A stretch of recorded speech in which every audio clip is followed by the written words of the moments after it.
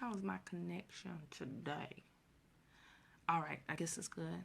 Hey, what's going on, guys? It's your girl KIM out of the ATL, Kim of Atlanta, Georgia, and I'm coming to you with another tale from the streets, y'all. Oh my goodness gracious!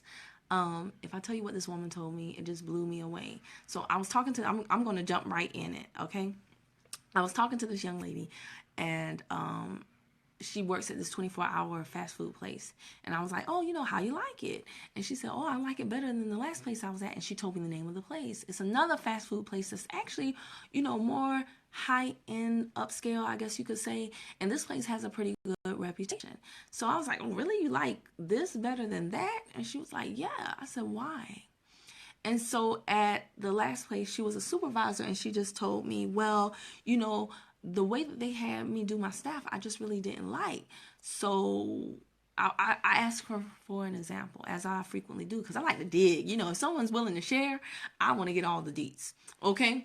And so she said, well, my employees, or the people that I was supervising, were making $7.25 an hour. Now, probably I didn't ask her what she made, and she didn't volunteer it, but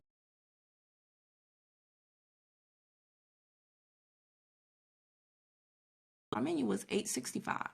And so I said, oh, ooh, $7.25 an hour, that's it? But then I was like, wait a minute, why are you saying that the cheapest thing on the menu was $8.65? That shouldn't matter. She was like, why? Why wouldn't it matter? We still had to pay for the food. I said, wait a minute, you mean to tell me that you're working at a place that makes food and you have to buy the food at the regular price like a customer walking in off the street? And she was like, well, no, we get 10%. Now, y'all know taxes are 7%. So I'm saying, okay, your people were getting paid minimum wage, $7.25 an hour. The cheapest thing on the menu was a salad for $8.65. And you only get 10% off when taxes are 7%. She was like, yeah. And I was just like, wow. And then guess what? She said the 10% was if they only got that if the drive-through time was super fast. So that wasn't even guaranteed. Another way that they would incentivize people to have very quick, like, you work your butt off in the drive-through. We all know this, right? But they wanted you to have quick drive times. And so she said they would incentivize them by telling them, oh, you can wear jeans on Friday. Like y'all remember when you used to have casual Friday in high school and stuff? Well, I went to a private high school. That's why I say that. But yeah, I mean, I'm like, what, like middle school? Like high school? Are you kidding me? She said another way that they would incentivize the staff would be, to tell them that if they had high drive times or fast drive times, that they could have juice instead of water. Juice? Y'all, that is how I incentivize my 6-year-old son. Like, Eho, you did good in school today? Oh, okay, what you want with dinner? Some juice? You can have some juice. Like, he's 6. How can you incentivize grown people by telling them they can have juice from the drink fountain for busting their butts? And okay, it just blew my mind. And I was just like, are you serious? She was like, yeah, exactly. That's why I didn't like working there. And I said, wow. I just was speechless while she was telling me some other things. But the straw that broke the proverbial camel's back, y'all, was when she said that first thing in the morning one day, they had somebody who, like, I don't know, one guy went out to do something with the trash in the back of the store. And when he went out, a person jumped from the woods and with a firearm and forced him back into the building and robbed the place, put a gun to one of the manager's nose, robbed everybody in this fast food place at gunpoint, cursed them out, call them all types of things for the little bit of petty cash money that they had to open the store with, and took off.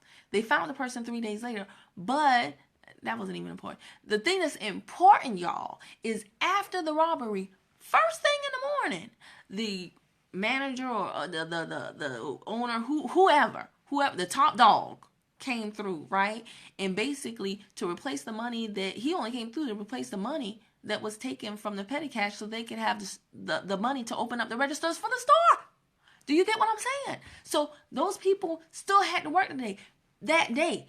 People that had a gun shoved in their face, people that got robbed, still had to work that day. He went to the bank, got some more money out of the deposit account, whatever, and put it in the registers and told them, let's hit quota. Go team. And so the girl said, that was the day that I quit. Y'all, if you can't tell, I'm very, very worked up telling this story because it is unbelievable. You know, what did Chris Brown say? These ain't loyal. Y'all, these jobs ain't loyal. I don't care if you like your job. Your job definitely doesn't like you as much as you like it. And if you're if you're watching this and you have a 6-figure job and you're like, yeah, but that's at a fast food place. Let me tell you something. I have worked for corporate jobs where they are just as cutthroat, if not more. Okay? If not more. So please don't get it twisted. Anything can happen at any time, any second, okay? And if you have a boss that you love and you're like, well, my boss looks out for me, that's great. But you don't know what's going to happen to your boss, okay? And if that boss that has your back today gets fired tomorrow or retires tomorrow and is like, deuces, then what you going to do? Then what you're going to do? Here is my point, guys. Please, please, please, please, please do not put all your faith in the paycheck that you get from your job. Figure out, at least want to find a way to generate income passively. It does not have to be through network marketing.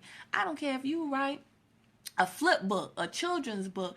I don't care what you do. Just do something so that you can start learning how to generate money yourself on your own, outside of a paycheck. I'm telling you, it's an invaluable skill that you will thank yourself for later. Hopefully, it will be later as opposed to sooner because you won't need the additional income. But I promise you, if you start working on this when you don't need it, then when you do, you'll be so much further. You'll be so much more ahead of the game than everyone else, okay? And if you want to know how I'm working on that, if you want to know what my plan is to make it so that I never get in a position where I have somebody looking at me saying, yeah, I know you just got robbed, but keep working anyway. Or, yeah, I know you just had a loved one pass, but we need you to come in and finish this report. Or, yeah, I know you got half a leg, but I still need you to... Any of those scenarios, any of the above, I don't ever want that to be, my situation. I've been in situations like that before. It don't feel good. So... So if you don't want to be in those situations, or you want to start preparing now and not wait for something to happen, then go ahead, reach out to me. I'll have all of my contact information in the description box of the video. And let's have a quick conversation of what I'm doing is a fit for you or not. If it's not, that's fine. I wish you well. Go out there into the world and find what is a fit for you. But at least get started. All right? Thank you for watching. I'll see you in the next video. Bye.